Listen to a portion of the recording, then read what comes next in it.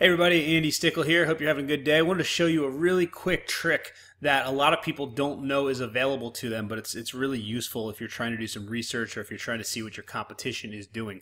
Facebook recently allowed you to start seeing if your competitors are running ads and show you their specific ads.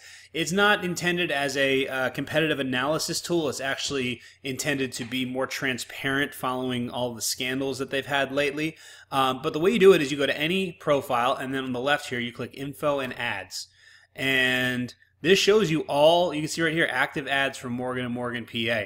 And I believe it shows you Instagram also, but I don't think they run any Instagram ads. But you can see these are all the ads that they're running right now. And at the bottom you can see it's loading more. So you can see there, as you can see, they're running quite a few ads here. But really quick video, really simple. Just wanted to show you how to compete, how to spy on your competition, how to see what ads they're doing. And if they have a lot of ads that they've been running for a long time, chances are it's because it's working. So maybe that's something you might want to try for yourself as well.